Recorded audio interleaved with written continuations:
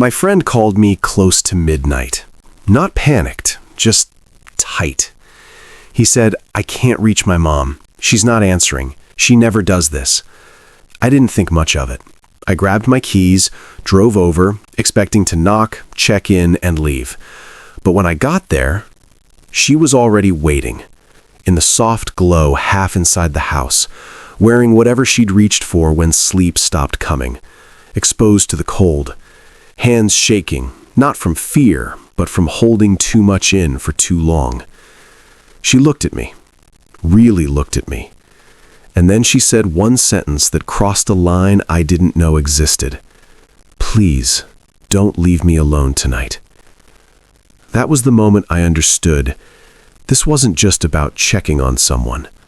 This was about proximity, vulnerability, and what happens when two people stay a second longer than they should. I sat in my car outside Nicole's house for nearly 10 minutes before I even reached for the door handle. My name's Scott, 25. I work night shifts as a paramedic. I live about 20 minutes from where Jameson settled after college, in a modest place on the northwest side. Life's been unchanging, predictable. A mix of long hours polishing cars and unwinding with music that no one else seems to like. The engine ticked as it cooled. Through the windshield, I could see the porch light on her brick 2-flat, but no movement inside. No flicker of a TV, no shadows, just stillness, and that eerie kind of emptiness that doesn't make noise, but feels like it should. I kept running through what I'd say. "Hey, Nicole, Jameson's worried. Just wanted to check in." Too casual. "Are you okay?" Too presumptuous. Maybe she was fine and I'd look like an idiot showing up at midnight. "Your son asked me to..." No, that made it sound like a chore. Truth was, I hadn't seen her in a couple years. Not since that cookout when Jameson graduated. She'd seemed fine then, more than fine. She had this calm presence, the kind of woman who made you feel like your chaos didn't touch her. Strong, which made Jameson's panic on the phone feel heavier. "Scott, man," he'd said, voice tight. "I've been trying to call my mom all day. She's not answering. She never does that. Can you check on her, please?" I'd grabbed my keys without much thought, tossed on a hoodie, and headed out.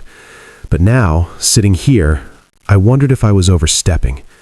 What if she wanted to be alone? What if this was some kind of family thing I had no business walking into? My phone buzzed. Jameson again. "Any word?" I exhaled, pocketed the phone, and opened the door. The old wooden steps creaked under my feet, same as they used to when we'd sneak in after curfew years ago. I half expected the door to swing open, for her to smile and wave it all off. Then I saw her. She was sitting on the porch swing. Pajamas, no shoes, arms folded tight like she was holding herself together. Her eyes were red, the kind of red you get after the tears stop, but the pain doesn't. Her hands trembled slightly, not enough to look weak, just enough to look real. She looked at me, really looked at me, and then she said one sentence that crossed a line I didn't know existed. "Please, don't leave me alone tonight." That was the moment I understood. This wasn't just about checking on someone. This was about proximity, vulnerability, and what happens when two people stay a second longer than they should. "Dwayne left," she said, suddenly, voice cracking like dry wood. "Just packed his things and left. Said he found someone younger, prettier." The swing creaked as she shifted slightly, and I saw her eyes dart toward the street like she was watching for headlights that weren't coming back. "I didn't know where else to sit," she added. "The house feels like it belongs to someone else now." I lowered myself onto the porch railing, not too close, letting her have space, letting the unspoken do some of the work. She looked at me again, really looked, and her eyes weren't just red now, they were searching, like she was reaching out without moving. Then she said it, soft, shaky, like it surprised even her. "Please, don't leave me alone tonight." I didn't ask what she meant. I didn't need to. It wasn't about escape, not really. It was about not drowning where she was. "Okay," I said. And just like that, we left the porch light behind. She didn't pack anything. No bag, no phone, no jacket. Just got in the passenger seat like we were going on a late-night burger run, not driving away from the ruins of her marriage. I didn't say a word about it. Didn't ask where she wanted to go. Didn't try to fill the space between us. We pulled away slow, the tires crunching on the cracked driveway, the porch light growing smaller behind us until it disappeared in the rearview mirror. Her window was half down, hair barely moving in the breeze. She looked out like the world was muted, like everything had turned grayscale except for the thoughts crowding her head. I headed toward the lake, not because it meant something, but because it didn't. It was close enough to feel spontaneous, far enough to feel like we'd left something behind. I remember Jameson once telling me that his mom liked the water, that she used to go sit there when she needed space. Maybe that was still true. Maybe it didn't matter. We pulled into an overlook near the harbor. Just a couple empty benches, dim street lights at the edge of the lot, and that huge stretch of black water absorbing the moon. I parked, left the engine off, and we sat in the kind of suspended moment that doesn't ask for commentary. She finally spoke. "You brought me here once." I glanced over. Her face was turned toward the water, but her voice wasn't distant. It was present, like she'd pulled that memory from a dusty shelf and was holding it again. "Years ago," she added, "after one of our first big fights. Jameson was at a sleepover, and you knocked on the door because you had something for him. I think I was crying. You asked if I needed anything. I said no, and you said people who say no usually do." I remembered that. I was maybe 17. I didn't even have my own car yet, borrowed my dad's old truck that week. I had no idea what I was doing, but I remember offering her a ride, and I remember how settled she seemed afterward, even back then. "He promised things would be different after that night," she said. "Told me he'd try harder, that he'd see me again." I didn't have the right words for that, so I didn't pretend to. I just nodded slowly. She leaned back in the seat, head against the rest, hands still folded in her lap. I feel like a fool, like I kept holding on to this version of us that only existed in my head. He didn't even flinch, Scott. No hesitation, just packed. Said it like it was a favor to me. Her voice cracked at the end, and I saw her wipe at her cheek without ceremony, like she was tired of caring how it looked. "You mattered," I said quietly, not to cheer her up, not to fix anything, just because it was true. "Still do." She looked at me for the first time since the car started, really looked, and for a second I felt like time blurred. The woman beside me wasn't just Jameson's mom anymore. She wasn't just a name I used to hear when we played Xbox in the basement. She was someone who had been carrying more than she ever let show. "Thank you," she whispered. We sat there a while longer. The water didn't say anything. Didn't need to.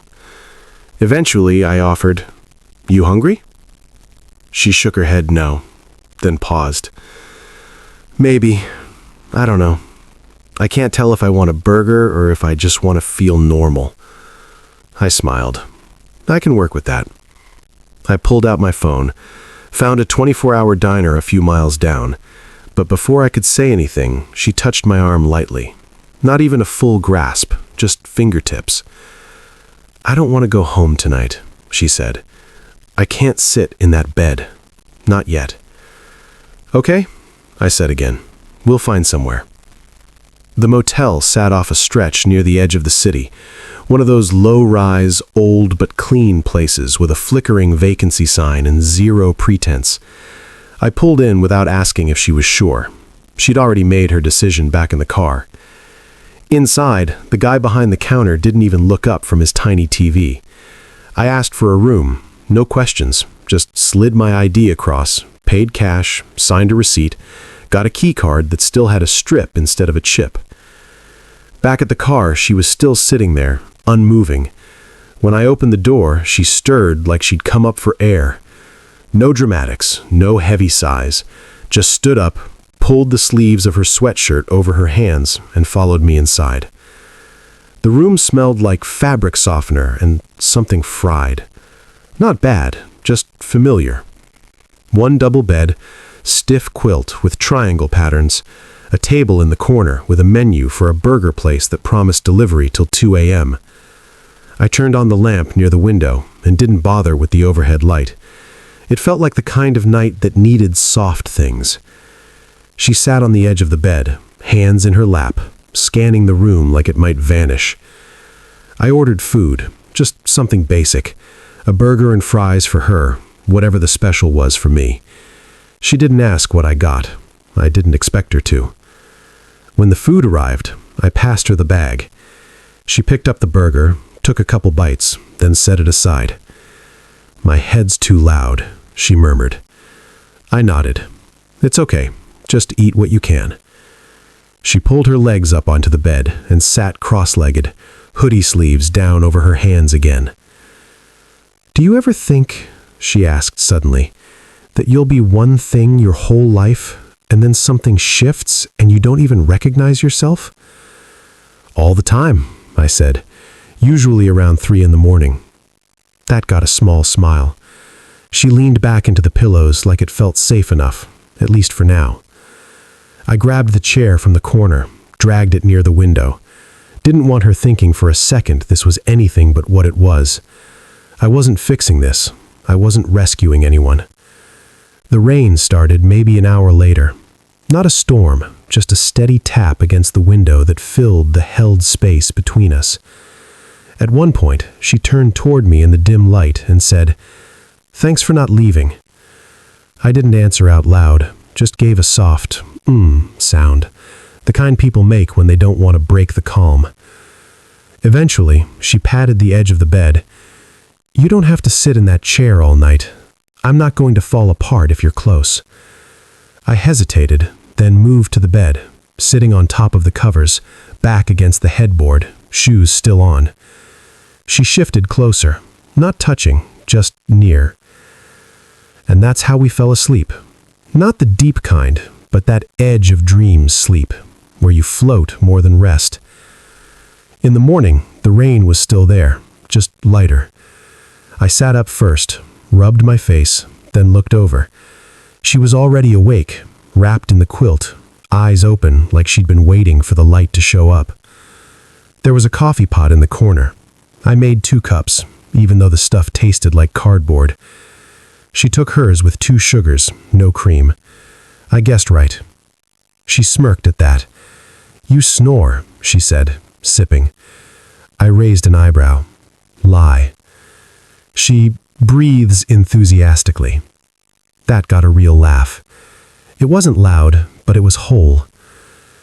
She set her coffee down, crossed her legs under her again, like she'd started resetting herself. The hurt was still there, sure, but it wasn't frantic anymore, just something settled and heavy. "What now?" I asked. She looked out the window for a long second.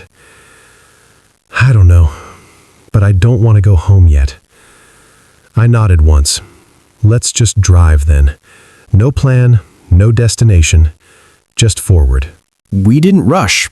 Checkout wasn't until noon, and neither of us had anything to race back to. She moved slower that morning, but it wasn't the same kind of heaviness as the night before. It was like she was trying to figure out how to exist again, what to do with her hands, how to wear her face when no one was watching. I stopped at a gas station a few miles south. While I filled up, she went inside, came back with 2 coffees, hers with the 2 sugars again, mine black, and a bag of trail mix. Not the fancy kind, just the standard store-brand blend. But it wasn't about the food.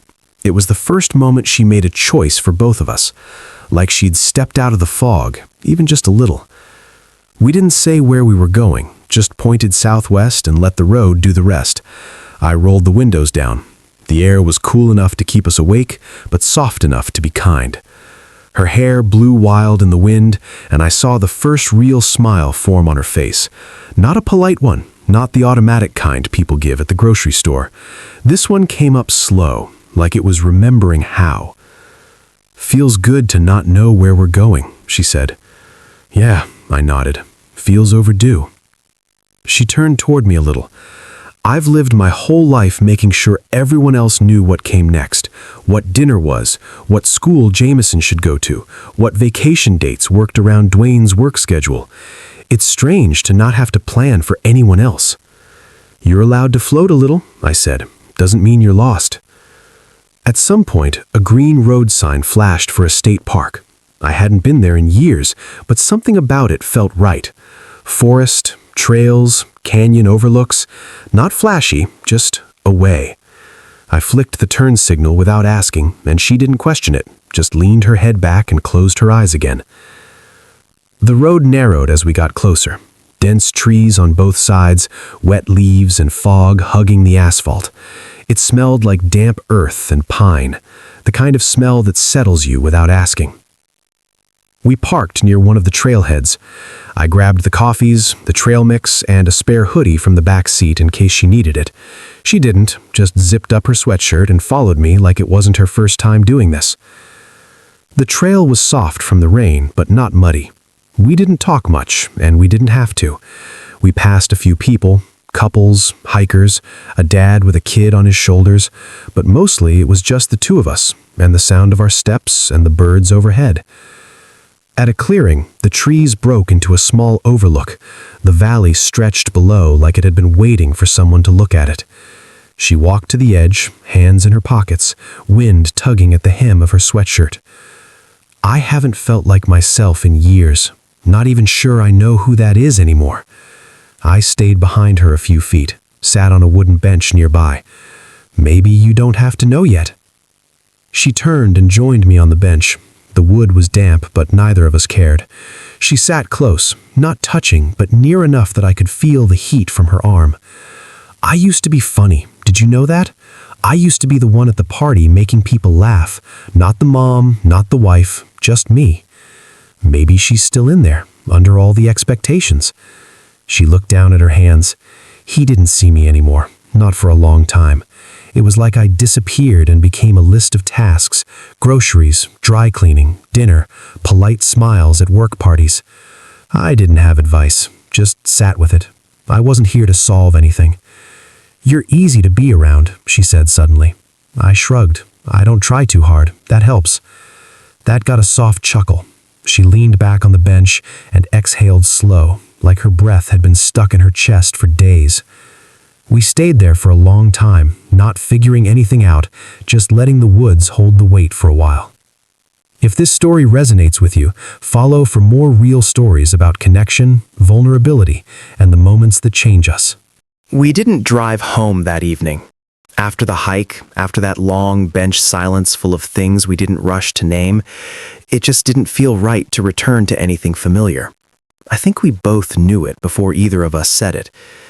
There was a small lodge nearby, one of those rustic places tucked into the woods with pine wood walls, quilts on the beds, and a front desk that still used physical keys. It wasn't fancy, but it felt like it knew how to be uninterrupted, and that was enough. We checked in without much conversation. The woman behind the counter looked from me to Nicole and smiled, like she'd seen this story before but wasn't about to comment on it. She handed over the key and said, "Night's chilly up here. Fireplace works great if you need it." I paid cash, nothing fancy. The room was warm, simple, and perfect. One bed, soft lamps, a stone fireplace with a small pile of logs stacked beside it. I lit it while she slipped into the bathroom, and when she came out in a worn hoodie and leggings, her face looked less guarded. A delivery guy showed up with dinner, some local place with decent pasta and garlic bread that tasted way better than it should have. He smiled at the setup, at the firelight, and said, "Romantic getaway, huh?" I just gave a half laugh. We didn't correct him, didn't play into it either. It didn't feel like that kind of moment. Later, she found a deck of cards in the drawer. Go fish. Something almost ridiculous about that being the option, but we leaned into it.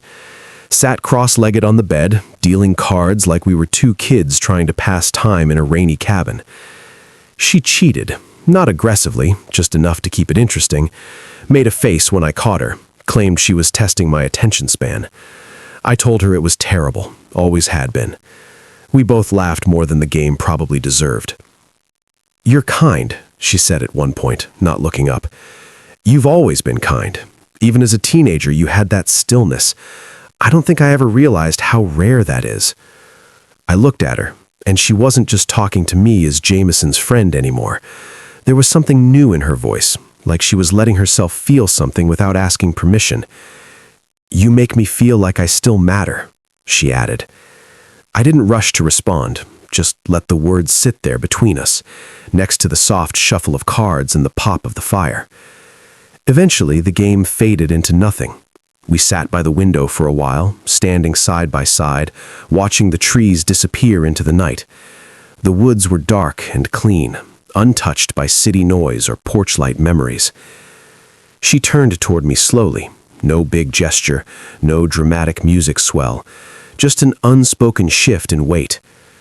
"Scott," she said softly, "I don't know what this is, or what it should be." "Neither do I admitted. "But I know I don't want to be alone right now, and I know you've been the only person who's made me feel seen in longer than I can remember." I met her eyes. There was vulnerability there, but also clarity. She wasn't asking me to fix her or save her. She was asking if I could meet her where she was. "I'm here," I said simply, not promising anything, just present. She stepped closer, and I could see her breath, feel the warmth of her. "Is this okay?" she whispered. I nodded. "Yeah, it's okay." When our lips met, it was tentative, gentle, not the collision of two people desperate to forget, but the unspoken connection of two people choosing to be present. Her hand found mine, fingers intertwining. We pulled apart after a moment, foreheads touching. "We don't have to," I started. "I know," she said. "I just needed to know it was real, that I'm still someone who can feel this." We stood there in the firelight, holding each other without urgency. Eventually, she rested her head against my chest, and I wrapped my arms around her. Just warmth, just being. "Can we just sleep like this? Close, but just this?" "Yeah, of course." We lay down together on the bed, fully clothed, her back against my chest, my arm around her waist. The fire crackled low. Neither of us moved to take it further. This was enough, being held, being safe, being seen. She fell asleep first. I stayed awake a while longer, listening to her breathe, understanding that sometimes the most intimate thing you can offer someone is simply staying, not fixing, not solving, just staying. Morning came slow, like it knew better than to wake us too fast. The air was cool and crisp, slipping in through a cracked window, mixing with the faint smell of leftover fireplace smoke and coffee grounds. I didn't move right away, neither did she. Her breath was soft, rhythmic against my chest, like she'd finally reached some level of rest her body hadn't allowed in weeks. When she did stir, it was gradual, a stretch, an unguarded yawn, and then a glance up at me with eyes that looked clearer than before. "Coffee?" I asked, my voice low so it didn't spook the moment. She nodded, smiling without saying anything. There was a little porch attached to the room, a couple of chairs, weathered wood railing, and nothing but trees stretching out around us like we were the only people who existed that morning. We took our cups out there, wrapped in blankets, not saying much at first. The stillness wasn't awkward anymore. It felt earned. She broke the held moment eventually. "Do you regret last night?" I looked over, caught her expression before she could hide it. There was no shame in her voice, just honesty, maybe a little fear of being the only one who didn't. "No," I said. "Do you?" She shook her head. "Not at all. I just didn't think I'd feel okay, but I do." "Good." We stayed on that porch for a long time. The birds were louder than usual, the breeze soft through the trees. There was no clock ticking behind us, no schedule demanding we put real clothes on or return calls. It was a bubble, and we both knew it wouldn't last. But it was ours, and we weren't ready to break it. "Let's stay," she said. "One more day." That was all I needed.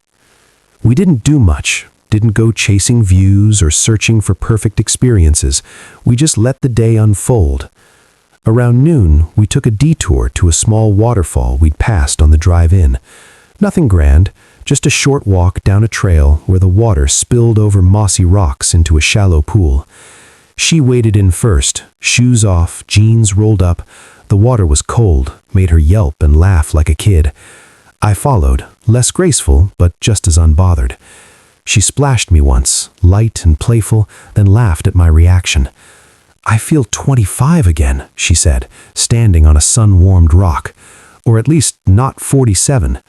"That's the goal," I smiled. We sat there a while, letting the sun dry our clothes and the water leave our skin tingling.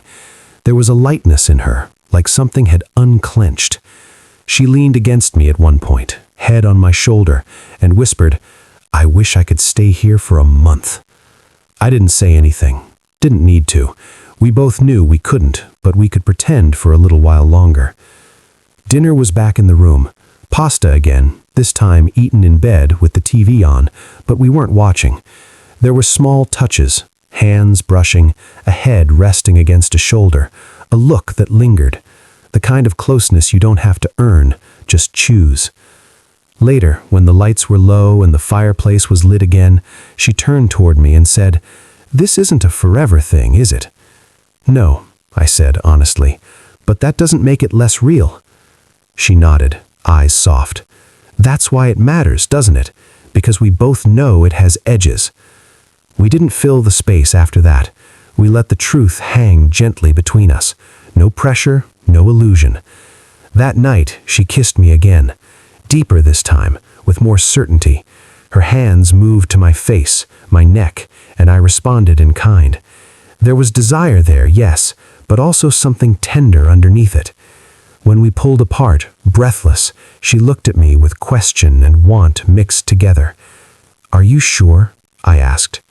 She nodded. "I'm sure. I need to feel alive again, Scott, and you make me feel that way." What followed was slow, deliberate, not frantic or thoughtless, but intentional. We moved together like we were learning a language we'd both forgotten. There was vulnerability in it, the kind that comes from being truly seen by another person. Afterwards, we lay there, her fingertips tracing the outline of my arm, my eyes focused on the shifting light of the fire. "Thank you," she whispered. "For what?"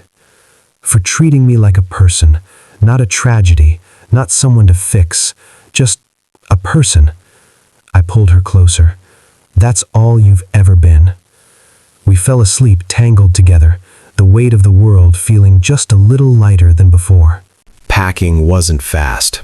We didn't say it, but we both knew we were stretching time, trying not to break whatever spell we'd built in that room with the pine walls and fireplace glow. Her movements were slow, but certain. Folding clothes, brushing hair, double-checking drawers, not because she might have forgotten something, but because leaving felt like a second kind of grief. I folded the quilt we'd used, placed it back over the foot of the bed like it was something sacred. She watched me from the mirror, a faint smile in her reflection.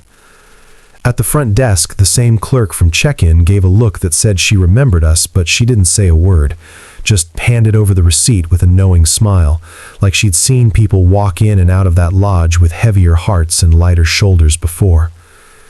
We walked out with no bags between us, just the real things we carried, what was said, what was held, what was let go. The car ride was mostly unspoken, not the tight, awkward kind, but something more like sacred. Somewhere on the highway heading back toward the city, she reached over and placed her hand on mine for a few minutes, not to start something, just to say, "Still here." I didn't move, just let it be.